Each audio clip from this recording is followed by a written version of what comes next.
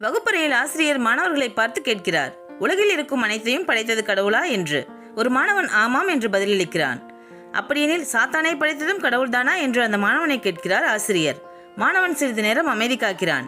பிறகு ஆசிரியரை பார்த்து, நான் உங்களை சில கேள்விகள் கேட்கலாமா, அனுமதிப்பீர்களா என்றான் மாணவன். ஐயா, குளிர்நிலை என்று ஏதேனும் இருக்கிறதா என்றான். ஆமாம் இருக்கிறது, நீ குளிரை உணர்ந்தது இல்லையா என்றார் ஆசிரியர். மாணவன், ஐயா மன்னிக்கவும், தங்கள் பதில் தவறு. குளிர் என்ற ஒன்று இல்லை, அது வெப்பத்தின் பற்றாக்குறை. சராசரி வெப்பம் குறைவதைத்தான் குளிர் என்கிறோம். இருள் என்று ஒன்று இருக்கிறதா என்று மீண்டும் கேட்டான் மாணவன். ஆசிரியர், ஆம் இருக்கிறது என்றார். மாணவன், ஐயா மன்னிக்கவும், மீண்டும் தவறு. இருள் என்று ஒன்று இல்லை, ஒளியின் பற்றாக்குறையைத்தான் இருள் என்கிறோம். உண்மையில் ஒளி, வெப்பம் இவற்றைத்தான் நாம் அதிகம் படிக்கிறோம், குளிரையும் இருளையும் அல்ல. அதுபோல்தான் சாத்தான் என்று உலகில் எதுவும் இல்லை.